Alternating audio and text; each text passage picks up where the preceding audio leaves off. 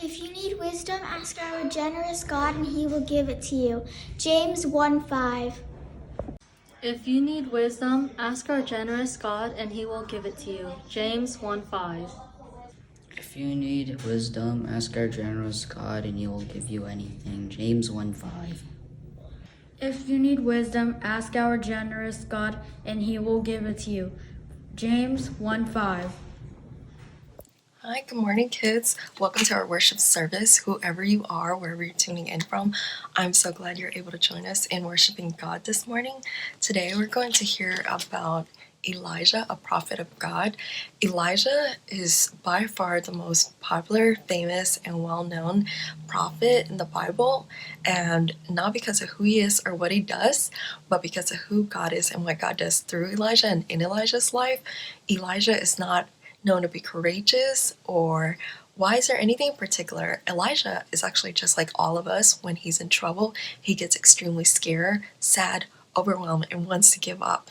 I think we can all relate to that. But God uses at least three things to display God's power, goodness, and love for God's people. God uses, this is a match, it represents fire.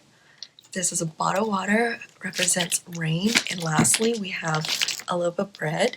And also, you are going to hear about these two people. This is King Ahab and Queen Jezebel. They are extremely wicked and evil, and they are the reason why Elijah and God's people are extremely scared, sad, and overwhelmed. Today we're going to do things a little bit differently. After this, we're going to show the video on Elijah the prophet, and then we're going to go straight back into our service with our church. And when this service worship is over, with your parents' permission, I invite you guys to jump onto our church's YouTube page to catch the rest of today's session and memory verse challenge. Today's session is going to be recorded in 1 Kings chapter 17 through 2 Kings chapter 2. It has a lot of information about Elijah, King Ahab and Jezebel, rain, fire, and bread. So I pray that God will help us to pay attention, to focus, to catch God's message today. And I do have a challenge for you guys. As you're watching this, how does God use fire, rain, and bread to show his power, to show that he is the only real God, and to show his love? God's story, Elijah. So part of God's story is about a guy named Elijah, and it goes like this. Elijah's job was to talk to God and tell God's special family, the Israelites, what God said. So he was called a prophet. Unfortunately, the rulers of Israel were King Ahab and his wife Jezebel. They were the most wicked leaders Israel had ever had, and they didn't care what God had to say. They made Elijah's job really hard, but just wait until you see what God did for him. See, Ahab and Jezebel worshipped Baal instead of God. Baal was a false god, an idol. Kids, an idol is anything that gets the attention we should be giving God. Money, stuff, or even people can be idols. And when Ahab and Jezebel worshiped Baal, they turned a lot of God's family away from God too. But here's the thing. God wants all of our worship and love, and he totally deserves it. So God sent Elijah to tell Ahab and Jezebel that it wasn't going to rain for a while. There wouldn't even be dew. That means crops wouldn't grow. So the Israelites would run out of food. Then they would think Baal was angry, and they'd blame Ahab. When the king heard Elijah's message, he was furious. He wanted to kill Elijah. So God told Elijah to go hide in the wilderness. And just like he had said, there was no rain. In fact, for 3 more years, it was dry. But Ahab and Jezebel kept right on worshiping Baal and asking him for rain. Of course, that didn't work. So they stayed mad at Elijah too. They actually killed as many of God's prophets as they could find. But all that time, God kept Elijah safe. And Elijah kept telling people to believe in the real God. A few did. Like a widow who saw God do miracles through Elijah. But most kept worshiping Baal with Ahab and Jezebel. Finally, in the 3rd year of drought, God told Elijah to go talk to Ahab again. This time, Elijah challenged the king to a contest that would show who was real, Baal or God. Ahab brought 450 prophets of Baal to meet Elijah at a place called Mount Carmel. They built an altar to worship Baal. and Elijah built an altar to worship God. They both prayed for fire and then waited to see whose God brought it first. And since Baal was a false god, you can probably guess who won. Yep, God. In fact, he sent so much fire, it burned up Elijah's altar and everything around it. After that, Elijah prayed for rain, and God sent it. It seems like maybe Ahab and Jezebel would follow God after that, right? But they only got more angry. Jezebel sent Elijah a message that she was going to kill him, so Elijah ran away again. This time because he was scared. Even though God had kept him safe for years, he wanted to quit being a prophet. He didn't think anybody listened to him anyway. He laid under a tree and said, "I've had enough, Lord." Then he went to sleep. God must have understood how Elijah felt, because guess what he did?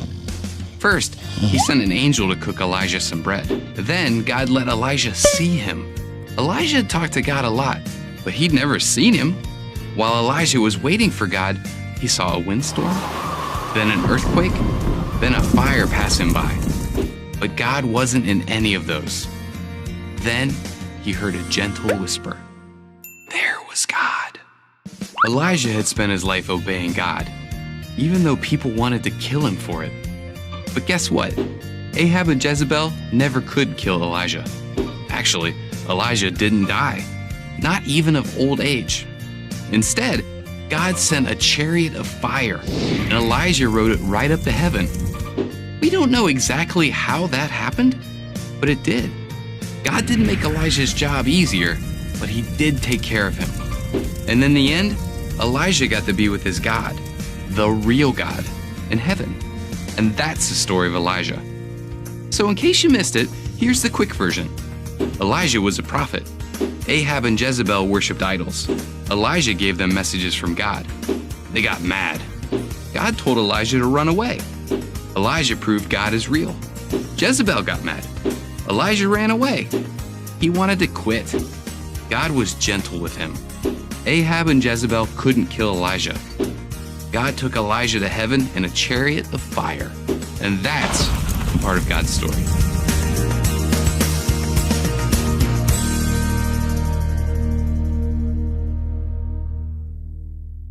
Elijah is the most popular, famous, and well-known prophet in the Bible, and now you guys know why.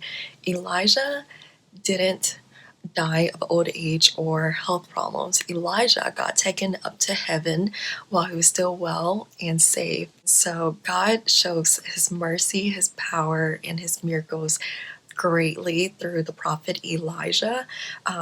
All of Elijah's prayers were answered immediately in a huge way.